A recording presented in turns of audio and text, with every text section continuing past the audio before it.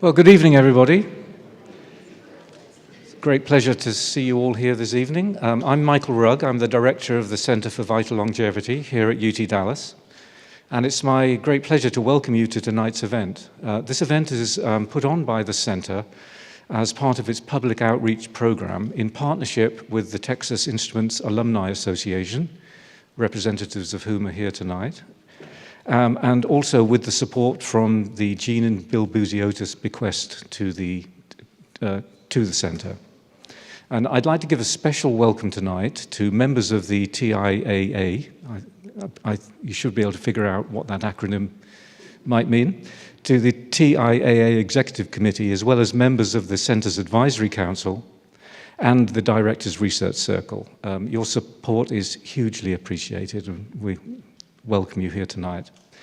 I'd also like to extend a welcome to our president, the president of UT Dallas, Dr. Richard Benson, and I am very glad to invite him to make some remarks on behalf of the university. So please, Dr. Benson.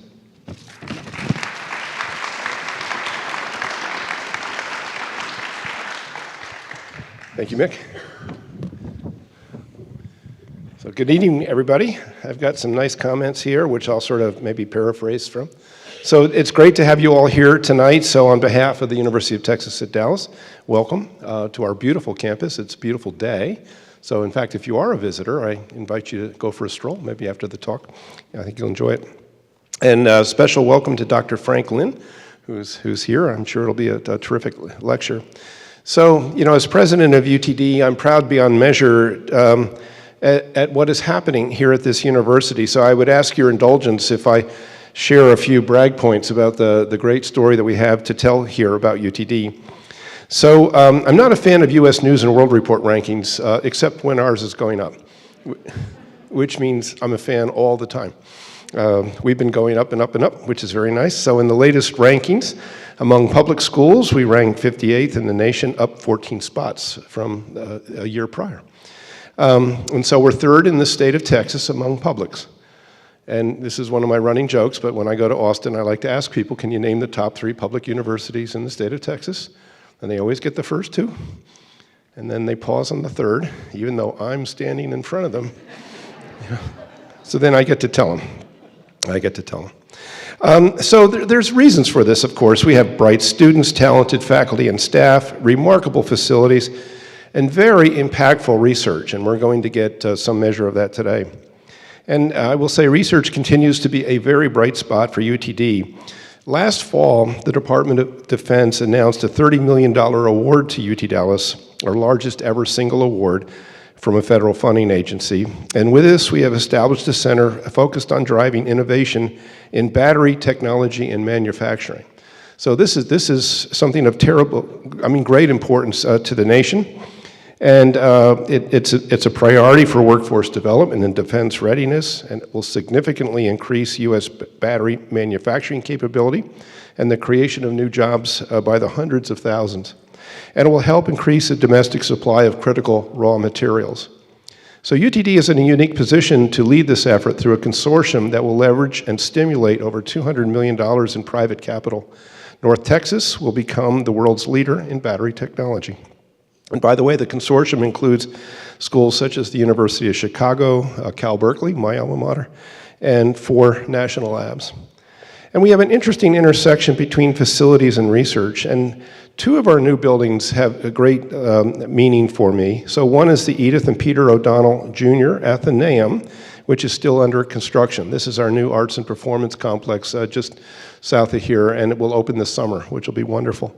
And also a newly opened Texas Instruments Biomedical Engineering and Sciences building. So to our TI friends, thank you very much for a lead gift that helped us open this facility, which is joint with UT Southwestern. I'm a little off script now, but I will tell you that the fastest growing part of our research portfolio is in biomedical engineering and science.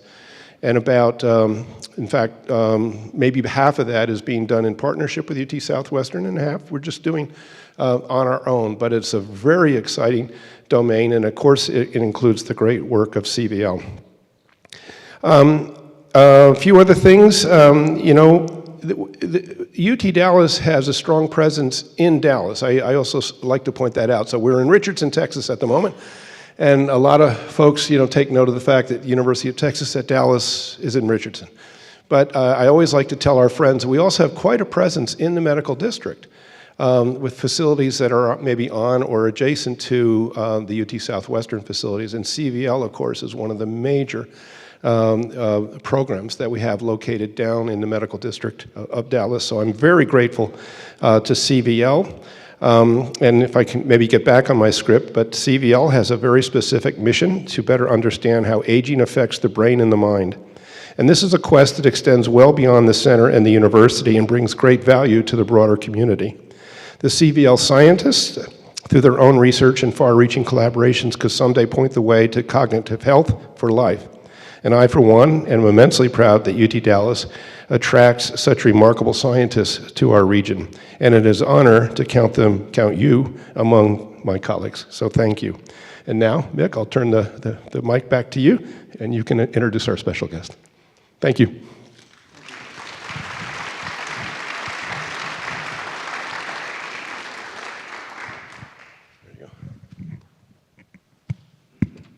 Thank you. Thank you very much, President Benson, for those kind words. Of course, I agree with them completely. Yes. So it is my great pleasure now to introduce our speaker. This is Dr. Frank Lin from the Bloomberg School of Public Health at Johns Hopkins University in Baltimore. Dr. Lin received his MD from the Bloomberg School in 2003 and his PhD in 2008.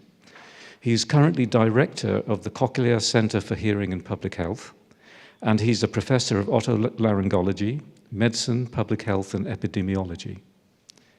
He studies the impact of adult hearing loss on public health, and especially the impact of hearing loss in later life. He has worked extensively with the National Academy of Medicine and with federal agencies to develop policies to mitigate this impact and to perform research to help with this mitigation. And he's going to describe some of his recent work on this topic tonight. So without further ado, Frank, please. Thank you.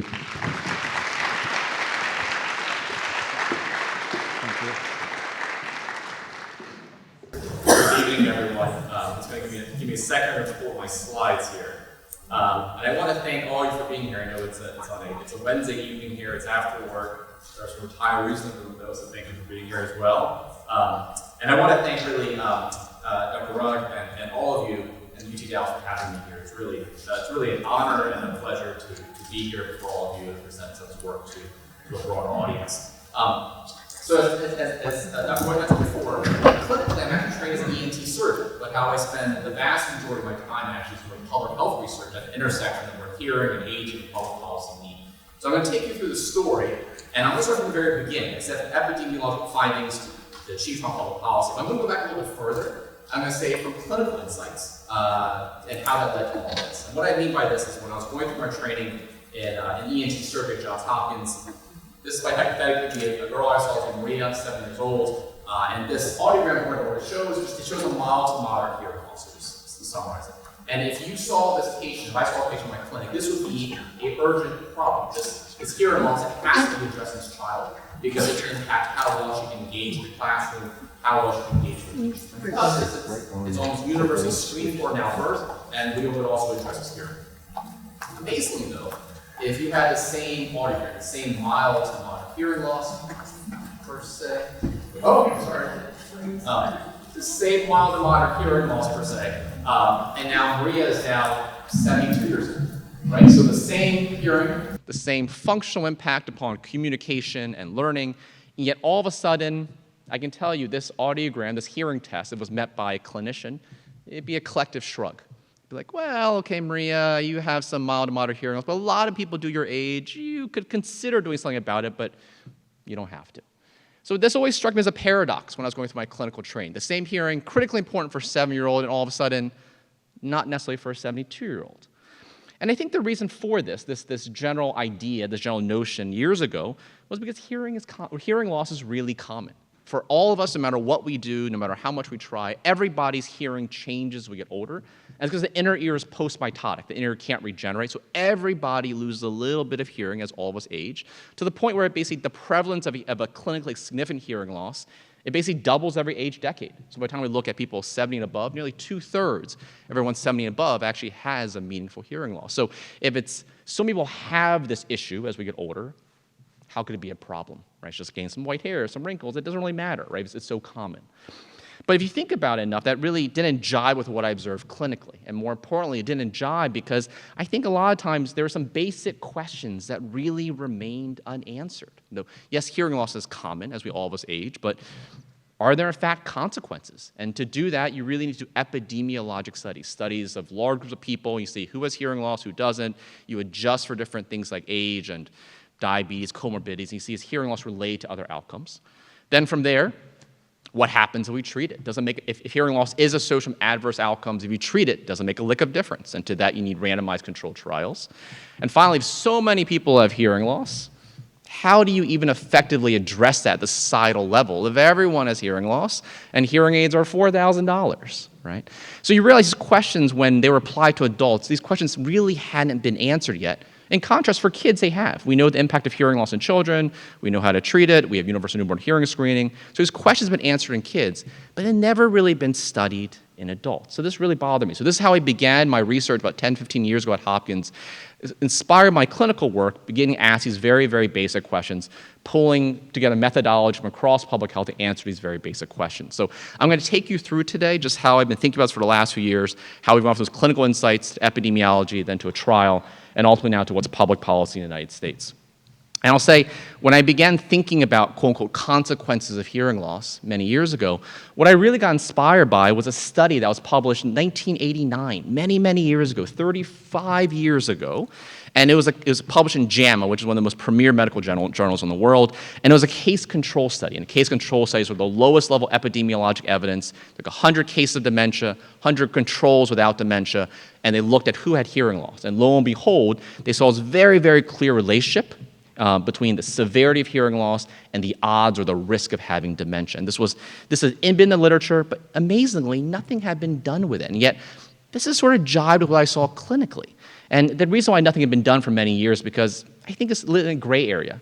Cognitive scientists think about cognition, dementia. They don't understand much about hearing necessarily. People like me, ENT surgeons, understand everything about hearing, but understand nothing about dementia. So it's sort of laid in this interface that was sort of ignored for many years. So inspired by that, like this is in 2011 when I first joined the faculty, I teamed up with scientists from the National Institute on Aging. And for the first time ever, we looked at their data sets where they had measured hearing and dementia over many, many years in these hundreds and hundreds of people. And we found this very, very clear longitudinal relationship. They found the same group of people for many, many years, this clear association between the greater level of hearing loss, the greater the risk of dementia over time, nearly a twofold, the hazard ratio HR, twofold, threefold, nearly a fivefold increased risk of dementia over time in this population-based study, per se, of risk of dementia over time. So this was interesting, and this got a lot of attention, 14 years ago at this point. But more importantly, the real question began, well, that's interesting academically, but is that just purely from correlation? The same aging processes lead to aging of the inner ear faster. The same aging processes lead to cognitive decline dementia. That's all that links the two. It's just academic. It doesn't really matter, right? That's like saying white hair is linked with dementia, right? Sure it is, but it's not meaningful. It's just through correlation. So the real question, of course, are there mechanisms? Were there mechanisms through which hearing loss could actually increase dementia risk? And to do this, to think about this, we really had to draw on a lot of prior work done for the last 30, 40 years, which I'm going to summarize in one slide. So there are three major mechanisms now through which we understand how hearing loss may causally increase the risk of cognitive decline or dementia. The first idea is the notion of cognitive load. Namely, if the ear is constantly sending a much more garbled signal to the brain, does the brain constantly have to reallocate brain resources, brain power, to dealing with hearing, and then come at the expense of other systems like thinking and memory. So it's not so much hearing loss causes dementia, but hearing loss can lead to earlier unmasking of dementia because you don't have those cortical brain resources, that reserve, to help protect the brain from other pathology that can cause dementia, like Alzheimer's disease. So that's one mechanism. The second one sounds related, but it's actually very different. And it's the idea that hearing loss in of itself, that auditory deprivation of the brain, can lead to changes in terms of brain structure and hence brain function. Very much idea of use it or lose it. You don't use those parts of the brain, they become atrophying faster and lead to feed-forward effects on other areas of brain function and structure. And finally, the third mechanism, probably the most intuitive, is that if you can't hear very well, you don't engage as much, gradually, subtly over years and years, you become less likely to go out, less likely to be engaged. And we know now over many years of work now that process remaining socially and cognitively stimulated is incredibly important for maintenance of brain and cognitive health over time.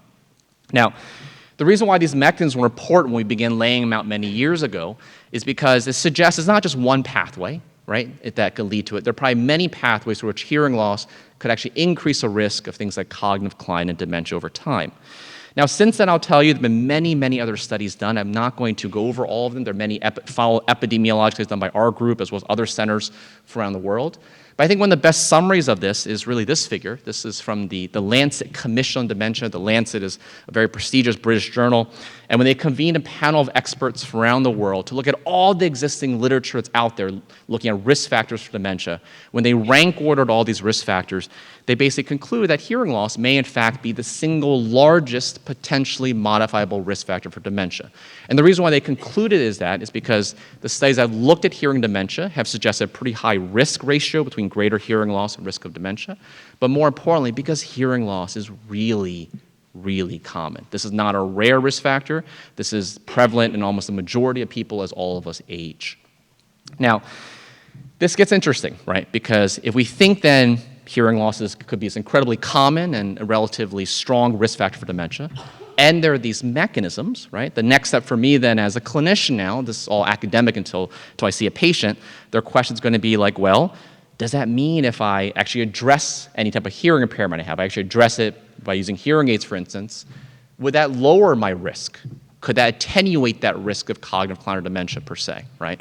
And it's interesting is that we think it could theoretically, right? Because these mechanisms may in fact be modifiable with, let's say, simply as simple as a hearing aid. Hearing aid theoretically could reduce cognitive load by providing a clear sound to the brain. It could certainly stimulate the brain more. And certainly the whole reason a lot of times we think about even treating hearing is that it can allow us to engage more and hear better, right? So there's every reason to think it may in fact be modifiable. It's not just academic, but something we can do something about. Now, this question, though, was really unanswered, though. This seems to sound basic. So does treating hearing loss, could it, in fact, reduce cognitive decline or dementia? That question really remained unknown, though, and the reason for that is you can't answer that question through observational studies. Because if you look at a large group of people, people with hearing loss and who has hearing aids, who doesn't, you see on average people who use hearing aids, actually they do better. But also people get hearing aids because hearing aids are expensive. They're likely to be healthier, wealthier, and better educated. So if someone does better with hearing aids because of the hearing aids per se, or is it because of factors that led them to get a hearing aid? You can't really disentangle that in observational studies, and much you like to try. And people have tried. So even just a year ago, in JAMA Neurology, a very prestigious journal, in this meta-analysis combining all these studies around the world, they still saw in these observational studies that on average, people who use hearing aids, in fact, did much better than people who didn't, on average of a 19% reduced hazard of long-term cognitive decline.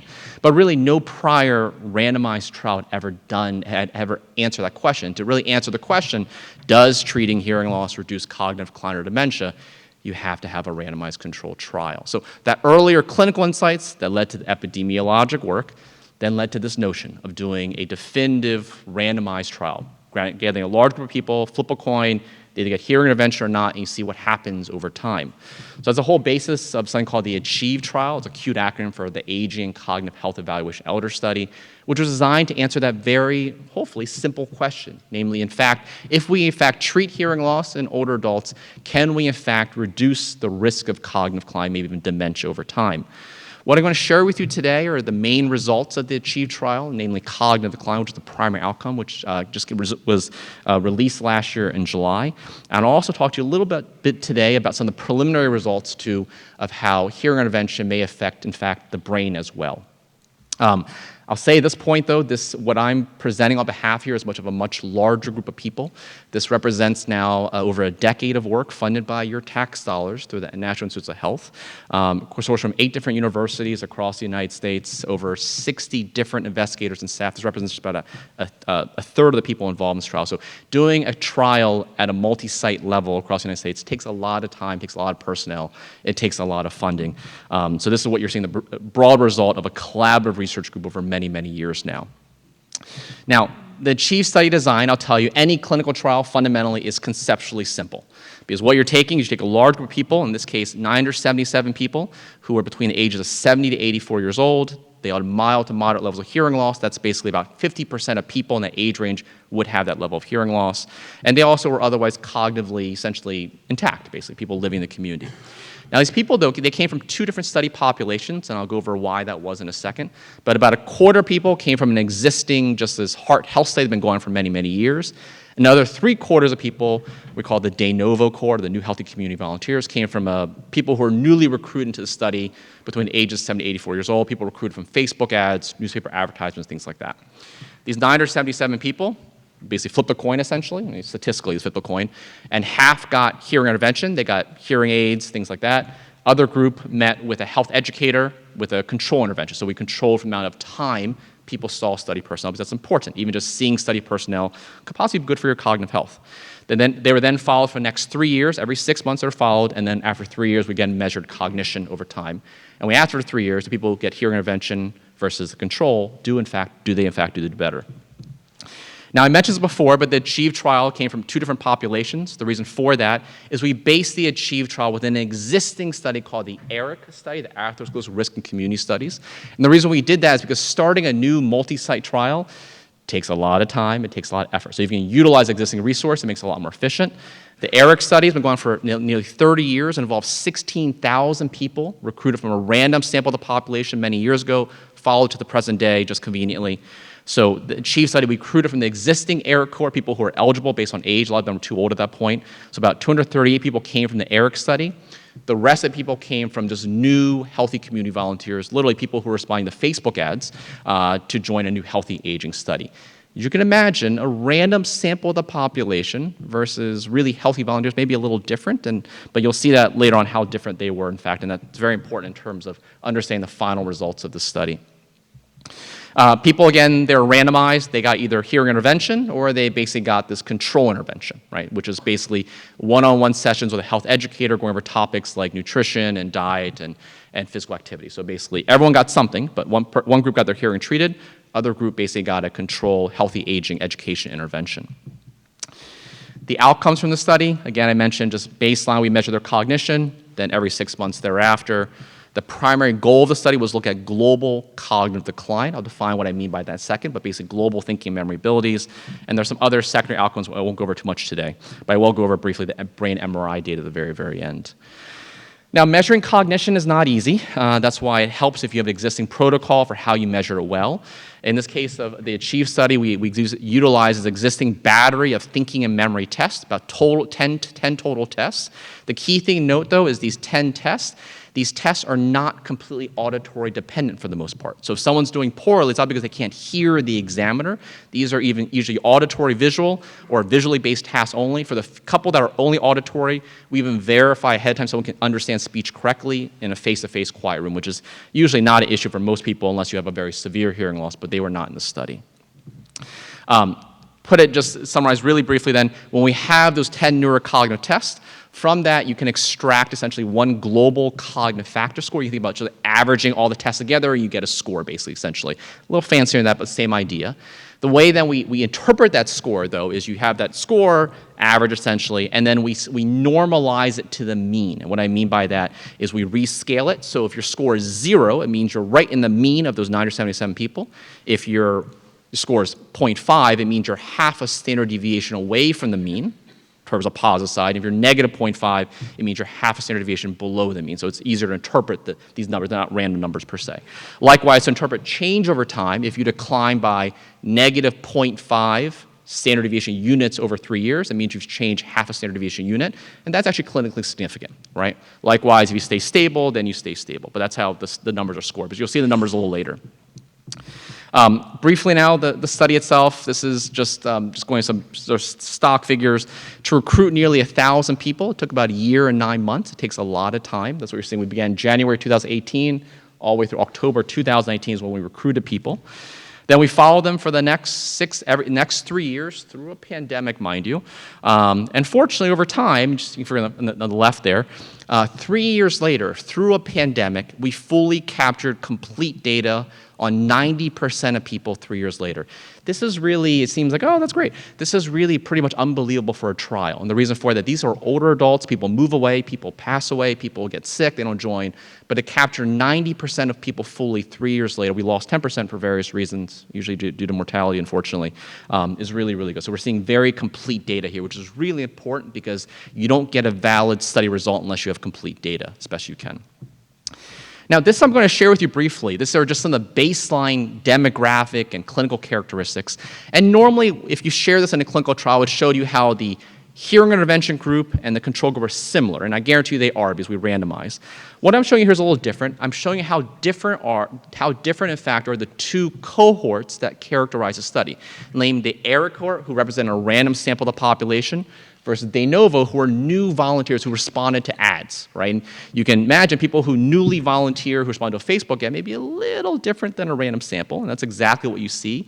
You see on average, the de novo cohort had many fewer risk factors for cognitive decline. On average, you see that they're slightly younger, 76.1 versus 78.9. Black race is a little interesting there. That's more of an artifact, and it's because the ERA cohort was fully designed from the very get-go to be 25% black, which is why you're seeing carried forth to this day, whereas from a random sample, 6% black is probably more on average with our communities, right? That's why you're seeing that difference there. That's more of an artifact. But education, you see on average, education is slightly lower in the ERA cohort versus de novo. Likewise, again, the de novo cohort was much higher income levels than a random sample of the population as well. You see as carried forth other medical risk factors for cognitive decline dementia, things like diabetes, hypertension, living alone, are all lower in the healthy volunteers than a random sample of the population. Interestingly, you see that carried forth to the baseline cognitive scores. So if you look at baseline, if you look at the global cognition, right, that's a global cognitive score, you see on average the de novo cohort, they start above the mean by a little bit, 0.123, so 0.1 units above the standard deviation of the mean, versus the ERA cohort slightly started below the mean. And again, this makes sense. A very healthy volunteer cohort versus a random sample of the population is going to be a little different. You're seeing that reflected directly in these baseline characteristics. Now, before I show you the actual results, though, I'm going to go over a couple things. And one is, first of all, is, well, did this hearing intervention even work? As namely, did people even use the hearing aids, right? Because if your intervention is going to make a difference, people have to use the intervention. So fortunately, this is what we saw. This is the hours of hearing aid use, per se, at baseline. At 6 months, 1 year, 2 or 3 years later, you got to turn your head on your side. Those are histograms.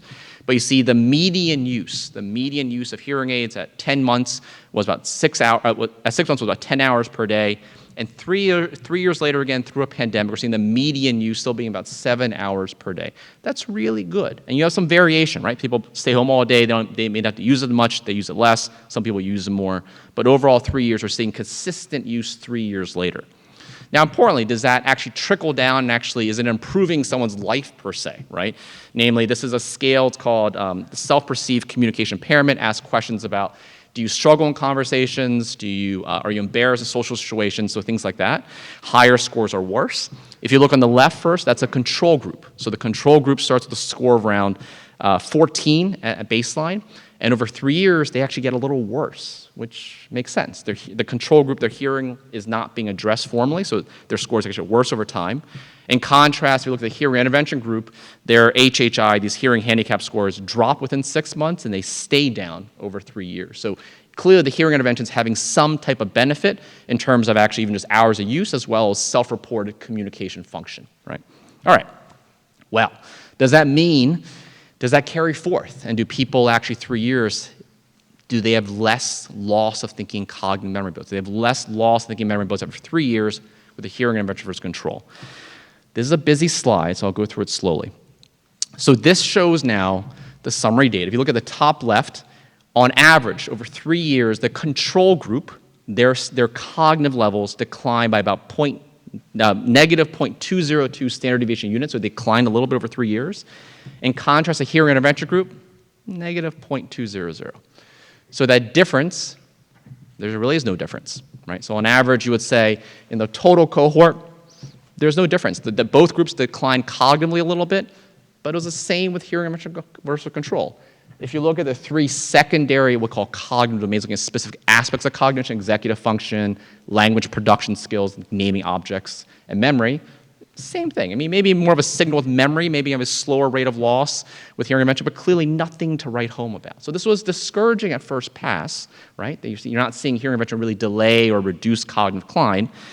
But then we also analyzed the data in a separate way. And the reason why we did this is because we always realized the error cohort, a random sample of the population, may be very different than very healthy volunteers, right? And when you analyze this data, you see a very, very, very different picture. You see the error cohort, on average, seeing about a 48% reduction in the loss of thinking memory abilities over a 3-year period compared to control. So you look among the ERIC controls, over 3 years, they declined by about 0.4 standard deviation units. With the hearing intervention, they only declined by negative 0.211.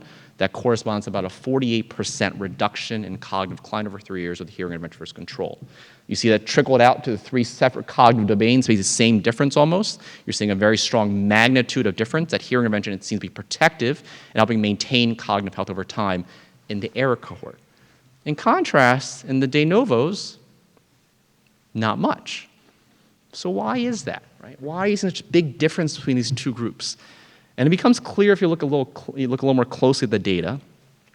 If you look at the rate of cognitive change over 3 years, and the controls, people got nothing, right? In the ERIC versus de novos, we see this de novo group, they declined by negative 0.15 over 3 years. The ERIC cohort declined by negative 0.4. In other words, the de novo cohort, these very, very healthy volunteers over 3 years, their cognition didn't really change very much. This was a healthy bunch of older adults. They basically had essentially a 3-fold slower rate of cognitive change to begin with compared to a random sample of the population. So one interpretation of why we're not seeing hearing intervention have an effect in the de novos is because the whole principle of hearing intervention is that it can reduce cognitive decline, right? You can slow it down. But if a group is not if a group is not declining to begin with, you can't slow down something that's not changing to begin with. In contrast with a random sample of the population where they experience a slightly faster rate of cognitive change, there's actually room within 3 years to actually slow something down. So I think that's one reason why we're seeing these results. So a quick summary of these main results from this CHI trial, which just resulted out last year. Again, the total combined cohort, not seeing any difference in slowing of cognitive decline. In the ERIC cohort, seeing a very strong effect, about a 48%, nearly 50% reduction in the rate of cognitive and thinking memory loss, right?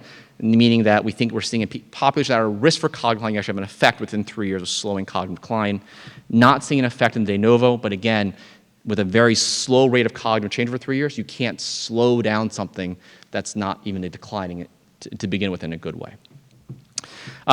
Now, what I want to share with you now then is actually some other data which is not published yet, which gets really interesting. And it's the idea of, well, is hearing intervention also having an effect directly on the brain? Namely, if we measure the brain structure, is hearing intervention actually slowing down the rate of any cortical thinning or loss of brain tissue per se? And the reason why we thought about this is that we know it's should be implicit, but the brain exists in our skull case, and the brain gets a lot of inputs from our eyes or hearing, everything like that. And hearing in particular is one of the most dominant senses that really our brain relies on. So we know now that the peripheral auditory inputs, the hearing that comes from the ear to the brain, is those inputs are integrated across a lot of areas of the brain. So it should be obvious. The brain uses hearing across many parts of the brain. At the same time, from previous studies, we know that hearing loss is associated with changes in terms of the brain's functional networks, as well as can lead to, in these previous studies, it leads to faster rates of brain atrophy for parts of the brain as well, right? And some early work, there's at least one study that looked at hearing aid use and said, does it change the brain a little bit? But it was suggestive, but it wasn't much data. But it's sort of over 6 months that it did appear to affect how well the brain activated certain brain regions. But what was never known, though, was whether or not, if you consistently, let's say, use a hearing aid, does it in fact lead to positive effects on helping maintain the brain structure over time? We really didn't know that. And it really gets at this pathway I mentioned before, one of the main pathways linking hearing dementias through effects on brain structure, does in fact hearing intervention could help prevent or reduce declines in terms of the brain structure over time. So within the ACHIEVE trial, actually, fortunately, about a half sample people at baseline 3 years later, we actually had MRI scans. So we get asked this exact question. It wasn't on everybody, but 450 of the 977 had a baseline MRI scan and another one 3 years later. This is the same pattern of data I showed you before. So on the left, you're seeing different lobes of the brain, frontal, temporal, occipital, parietal, and the whole brain. These are different regions of the brain. And what you're seeing, those numbers there, which I will go over very briefly, what you're seeing, there's an average, for these hundreds of people, the average thinning of the cortex. So that you can measure how thick the cortex is, the part that is in the main machinery of the brain. And you can measure, actually, on average, whether it's getting thinner or not from baseline to 3 years later. And when you're seeing those numbers, those are the average rate of thinning, average amount of thinning in the control group versus intervention group. The thing in the middle summarizes it of where you're seeing a positive effect of hearing intervention actually being, we think, associated with a slowing down, a reduction in the thinning of the brain within just 3 years. And when you clear, this study wasn't powered to really look at this directly and test it, but we were seeing there was a very, very clear signal across many different brain lobes of the many different brain regions. You're seeing reduced thinning of the brain with a hearing intervention within just 3 years, actually, right? If we apply some fancier pictures to this is actually looking at a brain map per se. Darker blue means there is reduced thinning, reduced cortical thinning of the brain with hearing intervention. If it's more white, it means there's really no difference at all. And what you're seeing is very, very clear patterns of certain brain regions having markedly reduced cortical thinning of the brain with hearing intervention within just 3 years. I'll be perfectly honest, when we proposed this sub-study of the study, we honestly didn't think we'd see anything. 3 years is not much time, and this is pretty simple. This is using a hearing aid, but it appears to be clearly having some type of a structural effect on the brain in a positive way within just 3 years. Quick summary of this then is that these analyses, early analyses, we're clearly seeing some type of signal with the hearing intervention being associated with some type of reduced cortical thinning. It's in parts of the brain called the pars orbitalis, cingulate cortices, which are really important for pulling in multiple sensory inputs. The pars orbitalis in particular is very important for language processing, so it does make sense. We don't know why this is. There are a couple of theories. One is that just having directly more auditory stimulation of the brain is good for the brain, which does make sense in certain ways. And/or through more indirect effects. If you're more likely to be more socially engaged, going out a bit more, that could also be good for the brain as well. So that may be one reason why we're seeing even effects on the brain structure within just a 3-year period. So I'm going to finish in the last 10 minutes and start segueing actually to how I spend most of my time now, which is actually not directly on research, but increasingly focused on policy and national awareness initiatives. I'll focus first, just a quick summary of the research, just to date, and a quick summary is for the ACHIEVE trial, at least over 3 years, we did see very high adherence as well as, I would say, satisfaction to hearing intervention over 3 years, right? That's trickling out with the MRI analyses, seeing that there could be some type of biomarker effects of the hearing intervention actually reducing cortical thinning within just a 3-year period. We're seeing that trickle out of cognition. For the group that actually experienced cognitive decline, we're seeing actually a 48% reduction in cognitive decline within just 3 years. For the de novo group, the very healthy, you can't see much there because they're not declining yet, at least for these 3 years. And the key inference from this whole trial to date now is that hearing intervention can indeed reduce cognitive loss within just 3 years for populations that are actually experiencing some level of cognitive decline. Now, implications for policy.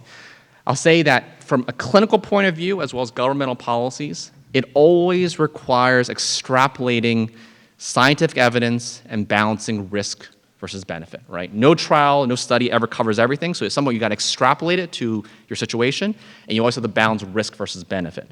So this has already begun to happen from a dementia point of view. Both the Lancet Commission on Dementia, as well as in the United States, or we have something called the U.S. National Plan for Alzheimer's Disease, it's a governmental initiative. Both these bodies or these recommendations have already suggested, in fact, that we have to treat hearing loss in dementia prevention strategies. And the reason they even made this conclusion before the result of this trial is because it all comes down to risk versus benefit. There's no medical risk with using a hearing aid. And if it could only have a positive benefit already on, let's say, social function communication, and oh yeah, it may help support cognitive health, it becomes sort of relatively, from a governmental point of view, relatively a no-brainer recommendation because the balancing of the risk and benefit is so strongly favorable for the benefit and no risk that you're going to make this recommendation. Now, at the same time, though, while that's a recommendation, I'll say there is this catch-22 per se that hearing aids are ridiculously expensive. On average, $4,000 for a pair of hearing aids, which can make your third largest material in purchase life after a house and a car for many Americans. So what gives there? How do we change that, right? And I'll say there are a few things that have to happen. One is that we have to have regulations to promote the development of an over-the-counter hearing aid market. I'll go over what I mean by that in a second. That can drive down innovation and costs. And the second one is we have public awareness campaigns, which I'm also going to talk about. So these last 2 points here, I'm not going to get into Medicare. We can cover in that discussion if we want. But I'm going to go over these 2 points here, at least, the regulation for OTC hearing aids and national awareness campaign in the last few minutes to show you how this research can actually inform direct governmental actions. The one thing I'll say is one reason why hearing aids are so absurdly expensive is because of historical FDA regulations. So regulations on hearing aids that were set in 1977 said that hearing aids could only be sold through a licensed provider. You can only sell it through a licensed physician like me or an audiologist. You just can't go to store to buy it. The reason they did that 47 years ago, I'll tell you, it didn't make sense though, because the hearing aids of that era could only be safe and effective if they were given through a licensed provider, because they literally had to be manually programmed with a screwdriver, right? It was a trim potentiometer that you actually manually focus. So that's the only way for them to be safe and effective was back then that way. But because over many years, or despite the advancement of, let's say, many digital technologies, it's led to a gatekeeper model. The only way you get a hearing aid to a provider, providers control access to hearing aids, and fundamentally is a low-volume, high-margin model business for any hearing care clinician. At the same point, there are a lot of barriers to entry. New companies like Samsung, Apple, Bose, they could not enter the hearing aid market with innovate in this space, because they did, they would only could sell through me or an audiologist, which is not what they want to do. So to this day, there are 5 manufacturers around the world that essentially account for fully 95% in the entire world's hearing aid marketplace. And it's because it's very much this gatekeeper model that's limited to say further innovation and competition. And finally, at the consumer end, there's a lot of friction and high costs. Just to get a pair of hearing aids, you have to make many trips to an audiologist, many times, just to get a pair of hearing aids for a condition that affects 2/3 of all adults over 70, right? So to begin changes, we began several years ago. We worked through the National Academy of Medicine and the White House. In 2014, we had the National Academy Conference on a workshop on hearing loss and healthy aging. That led then to the White House taking on this issue a year later under President Obama, and then to national academies again. So I worked with all 3 of these groups during that period. And what our reports came out, explicitly said, is that the FDA has to re-regulate hearing aids, right, to provide a clear path for competition, to allow companies like Samsung, Apple, Bose to directly enter the hearing aid space, to innovate and compete in the space. This is a happy example of actually government working. So this was the Over-the-Counter Hearing Act was introduced in the US Congress in March 2017. It was passed 5 months later, right? This bill had bipartisan support. On the Senate side, it was Chuck Grassley, Elizabeth Warren, like 2 opposing sides of the aisle. In the House side, it was Marsha Blackburn and Joe Kennedy, right? Really, opposing sides of the aisle getting together. So the reason why it worked out that way is because from the Republican point of view, you can position this as fostering competition, breaking down monopolistic barriers. From the Democratic side, you can position that as increasing access and affordability. Both are completely true, right? This bill passed 2017. The final regulations went into effect just a year and a half ago. So what we're seeing now is the U.S., it sounds crazy, is the first country in the entire world to have a regulated over-the-counter hearing aid market. It doesn't exist anywhere else in the world to allow for this glide path for new competition to enter the market. This has just begun. You'll see this accelerate in the next 2 or 3 years, where there's going to be an incredible amount of change you're going to see in what's going to be available literally in the shelf of Best Buy, Walgreens, whatever. It's just beginning to have the price all over the place. You see that shift a little bit, but this is all going to take them another 2 or 3 years to settle out. So it's really exciting stuff, is seeing what I would say this is again about market-shaping policy affecting competitive markets. The last thing I'll say, though, is the last piece I'm really working on, how I spend most of my time now, is issue of awareness. And what I mean by that, I say called a final missing piece to transform hearing and improve public health. And the reason why I'm mentioning this is because right now, at least, if you look at who uses hearing aids, less than 20% of people with hearing loss even report using hearing aids. Actually, probably far lower than that, in fact. And why is this? Explained in part by, a few things, right? In the past, there was lack of evidence that hearing care mattered and hearing interventions mattered. That's changing now with the ACHIEVE trial. In the past, there was this gatekeeper model of hearing aids. Hearing aids were ridiculously expensive. That's beginning to change now with over-the-counter regulations as of a year and a half ago.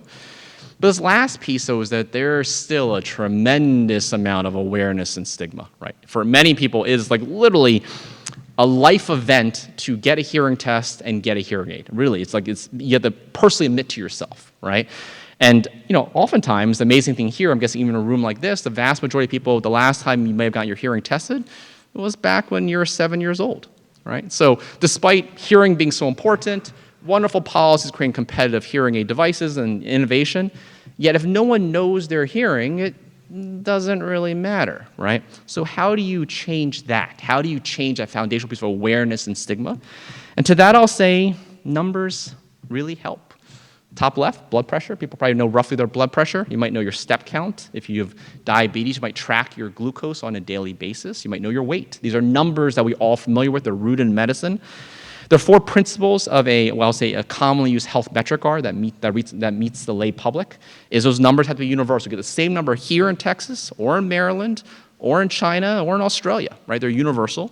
Those numbers have to be accessible. The way to get these numbers, you don't have to go see a doctor. You can measure your blood pressure at home yourself, right? Likewise, they're actionable. If you know your number, if you know your blood pressure is high, you can do something about it. And finally, those numbers are clinically meaningful. It's not a made-up number. It's rooted in science and medicine. That's why these numbers work. In contrast, for any of you who have ever had your hearing tested before, we have the audiogram. And if you've ever gotten one, you might have been told, oh, Ms. Smith, you have a mild downsloping to severe hearing loss. That's how you literally physically and qualitatively describe. That's all you get usually. It's a binary, yes or no, you have hearing loss, or it's mild to moderate. It's really confusing to say the least. In fact, there is actually one number though, and all it is, I'll tell you, it's nothing new. There's a whole base of how we classify hearing medically as well as research-wise. You average the 4 numbers, the 4 frequencies between 500 and 4,000 hertz. Those are the most important numbers for speech. You average that, and it gives you a number between roughly 0 and 80. And the lower your number means the softer the softer sounding here. So lower numbers are better. We use cutoffs typically. 0 to 20 is considered normal. Mild is 20 to 34, et cetera, et cetera. But the number is actually never really given out to consumers, unfortunately. And I think the reason for that was in the past, the PTA with pure tone average, or called the hearing number, it's always been universal. You get the same number here, or in Maryland, in China, Australia, it doesn't really matter. But it never had been accessible in the past. If you could only get this number by seeing an audiologist, it's actually not too helpful. This is changing. So this is my hearing number. This is from my iPhone, tested with an app called Mimi. It's a free app you can download over toward the end. My hearing number is 12 in my left ear, 10 in my right ear. My hearing number is pretty good. It's normal. It's a normal range. So this is my own hearing. It took me 4 minutes to measure it on my smartphone, and so I can track myself on an annual basis. So it's accessible now with digital technologies. Actionable. I would say in the past, only way to act on this is by buying $4,000 hearing aids. It's not actionable. But all of a sudden, the last year and a half, these companies have now all entered the U.S. open the hearing aid market. This makes all of a sudden actionable. If you know your hearing number is getting higher, you can just go do something about it. You don't need to go see a doctor first. You just do something about it. And finally, clinically meaningful. The whole hearing number, this is an entire base, all the literature I showed you before linking hearing and dementia, it's all based on this number.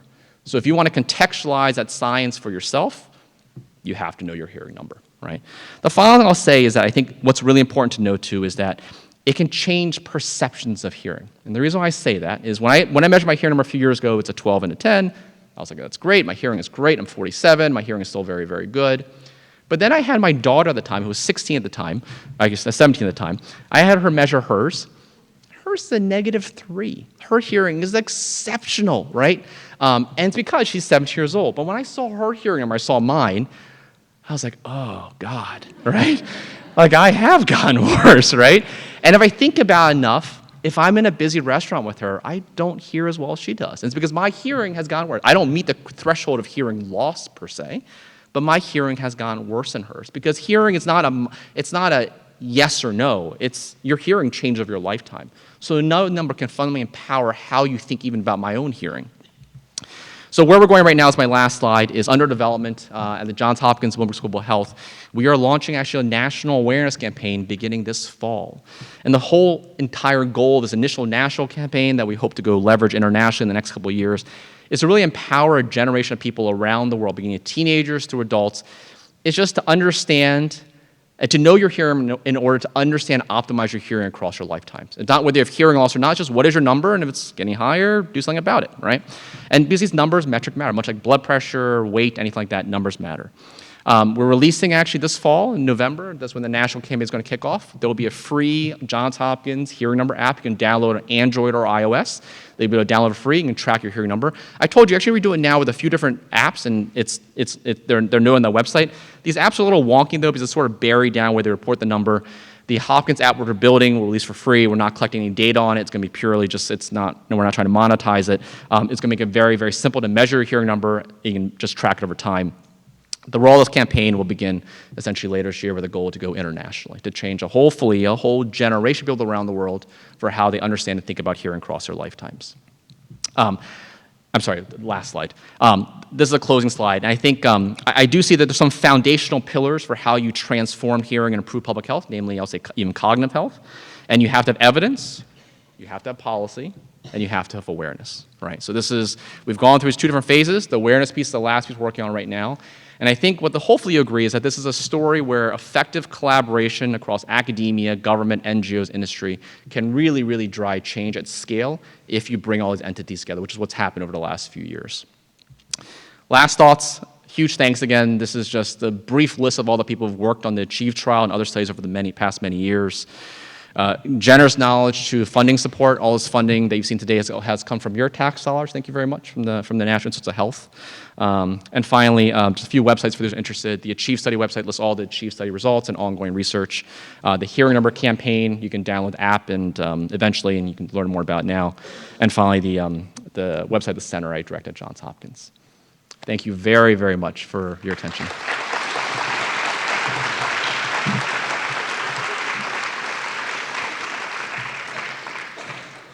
Thank you so much, Frank. That's absolutely fascinating, a wonderful example of how to take research and have it really make a major impact. So we're open for questions. Yes, right at the back, and then, thank so you. right at the back first. I'm curious if any studies have been done. Could you just use the microphone, please? I'm curious if any studies have been done on individuals that have extreme hearing loss in terms of brain, people that are born without hearing, for example. Such a good question. So, and the question is basically, let's say children or people who are born with a profound deafness, how does it relate to them? The short answer is we don't know. The other answer I'll give you, which is probably more interesting, is that it's going to be very, very different. Because it all comes down to the mechanisms. So there are mechanisms to which we understand how, let's say, the hearing loss that all of us will experience over time, how that might affect the brain through cognitive load, brain structure, social isolation. But take another extreme, let's say a child who's born deaf, who learns sign language, for instance. Those mechanisms almost don't apply, right? The cognitive load's not there if you're learning a visually based form of communication. How hearing loss affects the brain in early life, when the brain's still developing, versus in later life is going to be completely different, right? And likewise, the idea of social isolation, if you're deaf and you're using sign language, you're not socially isolated. So I think it's a very, very different population by virtue of those mechanisms being completely different. Yeah, great question. So we'll take a question there, and then I think we have a question here afterwards. Yes. So have you looked at other interventions apart from hearing aids in your research, like cochlear implants and some of the other things? Yeah, so cochlear implants, for those who know, it's a neuroprosthetic. It's actually the most common surgery I do, but it's a neuroprosthetic device we implant directly into cochlea. It directly stimulates a cochlear nerve, sends a signal to the brain. We do that when there's a severe level of hearing loss, where the inner ear can no longer send sounds effectively to the brain. So that's definitely I should say edge case. Probably about 2% of everyone over 70 would qualify for a cochlear implant. Actually, it's actually relatively a large number of people. This research, I'll be honest, we haven't included people with that severity level. There's every reason to think, let's say, risk of, let's say, hearing and, let's say, cognitive decline dementia definitely carries forth. We think it's a dose-dependent effect in many ways, right? What we don't know yet, though, is whether interventions like a cochlear implant would have the same difference on reducing risk. To be honest, it probably really does. You got to extrapolate. Right? The reason why we think, let's say, hearing aids are having benefits through maybe affecting how the brain works, social function, we know cochlear implants could likely do the same thing. Proving it is another matter scientifically, of course. But extrapolating, you want to extrapolate balancing risk for the benefit, it does make complete sense that it would apply across in terms of a dose-dependent way. I think your question was getting at, too, in terms of other technologies. The mainstay therapies right now for addressing any type of hearing is basically either, yes, hearing aids or cochlear implants, other things like that. Where there's going to be a lot of innovation, I'll tell you, is where the hearing aids are going. And I'll mention which one company, just interestingly enough, because it's come out, they're only entering the market because of the US OTC hearing aid laws, is a company called EssilorLuxottica. EssilorLuxottica is a $27 billion company. They they dominate about 40% of the global vision market. They own Ray-Ban, Oakley, and things like that. They are coming out in this year with glasses. They look like just really cool, stylish glasses. Embedded in the front, all these little microphones you can't see. And the temple piece is a little speaker you can't see. It just projects your ears. And the amazing thing you use these is whoever you look at in a busy restaurant, a busy room, is what you hear, right? So it's an example of innovation, and the innovation only came out with them entering the market. And I mentioned they look really cool too. The only reason they have entered the US market, they will be, is because of this market-shaping policy. Before then, they always sort of wanted to, if you talk to the CEO, but they never had a clean path to market. Because any other country in the world, they start selling something they call hearing aids, they're gonna say, oh, no, you can't sell them, they'll only be sold through an ENT or an audiologist, right? So the US is offered the first path to market for them to enter the market with this technology. And I think it's going to be really successful. I mean, because A, they look cool, and B, they work really well, right? You just put them on, and whoever you're looking at a busy restaurant, all of a sudden you're not strained to hear, it's a lot easier. So I think there's innovations like that, which we're just beginning to see now because of the opening of the US market. Yeah, I think we're just the beginning of the tip of the iceberg on the house. Hi, great talk. When you're looking at your cortical thickness data, do you find the same breakdown between the two study sites that you do in the behavioral? So it's stronger in the ERIC? Great question. So among, like the ERIC and de novo, ERIC's group that had a positive benefit because they had cognitive decline, you actually see the cortical benefits per se in terms of reduced cortical thinning in ERIC and de novo. Yeah, and it makes sense too, because if you think of cognitive output, you're thinking of memory as being a very distal output of the brain in terms of everything has to go wrong before that starts declining, right? Is that with hearing intervention, it clearly appears to be affecting all the proximal pathways, better social function, reduced loneliness, integration, brain structure, but you're still not seeing that carried forth in terms of reducing cognitive decline for the de novo group because they're not declining yet. But at least because the fact we see is reducing, at least we think, on the signal at least, that it's reducing cortical thinning, there's every reason to think it's going to be carried forth in the future too once they begin declining, if they begin declining, I should say. Yeah, but it's in both groups. Great question. Okay, please. Thank you. I enjoyed your presentation very much. I would like to make some comments, and I have expertise in two areas. First, I am old. Second, I have a cochlear implant. Mm-hmm. And my hearing went down slowly when I was like 25 years old, and I had hearing aids. And I was losing my hearing, was not aware of that. So I learned to read lips, and I was able to communicate. A point I reached when I was 60 that I decided I need to learn sign language because it's very difficult to communicate. And there is something important. When I couldn't hear, in a certain way I didn't care. I withdrew within myself, and I had peace. But for my wife and people around me, it was very hard. So getting the cochlear implant was also a gift for them. They needed it as much as I needed, and maybe even more. Yeah. Now, the other comment, as people get old, there is a muscle mass loss and bone loss and strength loss and flexibility loss and cognitive loss.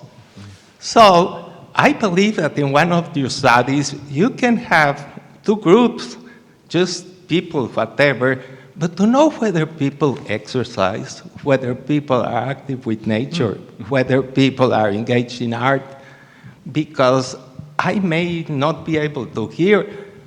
And when I couldn't hear, I had some friends who used to backpack, and I read their lips when night arrived, and there was no light. I couldn't hear, so I withdrew. So those issues, I believe, can be very interesting in a future study. Do you work out? Because people lose their interest in life, and then they go down. And basically that, and then communication. We can communicate reading lips, we can communicate with sign language.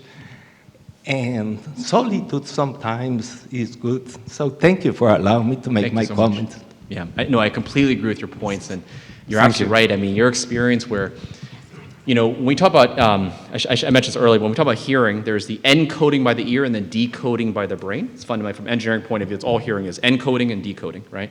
And the way the brain decodes hearing is, yes, the brain decodes auditory signal, it can process it, but the brain also relies on a lot of other sensory inputs to decode. One of them is the lip movements, right? And you sort of forget this, but everybody knows how to lip read. And what I mean by that, from the day you're born, you're watching your mother talk with you when you're little, your brain's fusing the visual image of the lip movements with sound. So that's why if you ever watch a movie and the dialogue track is off by half a second, it's the most annoying thing in the world, right? So people compensate. As all of our hearing changes very subtly and gradually, we often don't notice it because our brains compensate for it over time. But that compensation, I think we're realizing now, it comes at a cost, right, potentially, yeah. So we're going to take another couple of questions, and then we will. So I think we had a question here. Yes. Okay. First, I'd like to thank you for the talk, Dr. Lin. It was excellent. And I'd like to thank UT Dallas and the TI Alumni Association for making us aware of it. This question may not be exactly on your topic, but I notice everybody on airplanes and everybody on DART and everybody in the gym and everybody walking around my neighborhood has earbuds in. And I'm wondering, are we heading for hear loss Armageddon, or is this much ado about nothing? Yeah, great question. So in short, I'll give you this. Jury's still out, but I'll tell you it's almost definitely a no. And the reason I'm going to say it's a no is that we've been saying this for the last 40 years. And I'm old enough, and maybe some of you in the room too, the Sony Walkman was introduced in 1982, 1983. So people then were saying, oh my God, these kids walking around with boom boxes on their shoulders and with headphones, everyone's going to go deaf. If you actually look at the prevalence data of hearing loss for those people 40 years later, it's actually really no different. The reason for that is hearing change as we all get older. It's a cumulative multi-etiologic thing, of which noise is one of them. So headphone use, I think that pales in comparison with industrial noise exposures and things like that, right? So not saying it helps, but it's probably relatively a drop in the bucket. Importantly, if anything, the digital hearing technology used nowadays are actually a lot better than the analog technologies of 40 years ago, right? So a lot of actually any of the better wireless earbuds nowadays, you have some degree of volume limiters. Increasingly, companies like Google and Apple are building in noise exposure limits and things like that. So if anything, I think if we haven't seen today now, 40 years after the Sony Walkman came out, I don't think we're going to see it 40 years from now, mainly because it's relatively a small, wireless earbuds or earbuds in general are relatively less significant contribution compared to all the other noise exposures through recreational firearm use, lawnmowers, and things like that. Yeah, Okay, great question though. We'll take the last question from Dr. Park. And then let me just say, I was going to take a question from the back, but let me just say we'll then wrap up the formal questions, but Dr. Lin will be outside at the reception. It'll be possible for people, I'm sure you'll be happy to talk one-on-one with people who still have questions, yeah? So, Dr. Park, Denise. Okay. Well, about 20 to 25 years ago, cognitive psychologists, discovered that both visual ability and auditory ability predicted cognitive ability. Okay? So my question, and it was also considered a marker of brain function. So if you had poor vision or hearing, it was because your central nervous system was starting to decline or de-differentiate. Okay, so it was becoming less selective. So I am wondering if you improved hearing, you might improve vision because all of these things are interconnected. Have you thought about checking the vision? It's a quick, what a quick test it is. And it may be the case that by intervening on hearing, you're also intervening on other sensory functions. And there's a large literature on this topic of the role of, these two things with respect to cognition? Dr. Parker, it's a great question. We actually have not begun that yet, and yet I think it's prime of a question, right? I mean, if you can reduce, let's say, the cognitive load of processing auditory inputs through a clear auditory signal, do you release some of those resources for essentially other cognitive tasks, whether it's a visually based task or other cognitive tasks? There have been some done experimentally, especially with cognitive tasks in terms of providing clear auditory signal and working memory is actually easier and things like that. I haven't seen anything especially with visual function, but I think it could easily be done, in fact. The question is what kind of visual task it is. I think that's a key thing. It can't be something that has to be relatively parametric in terms of there has to be some difficulty to the visual task, but conceptually I think it makes complete sense. Okay, we're going to bring the formal occasion to an end, but everyone is very welcome to join us outside. We will have presentations from the 9 laboratories of CVL with posters and with investigators standing by those posters who will be only too keen to tell you about the research that they do. I would just like to give a personal endorsement for hearing aids. It's certainly a life changer. And will you please join me in thanking Dr. Lin once more? Appreciate it.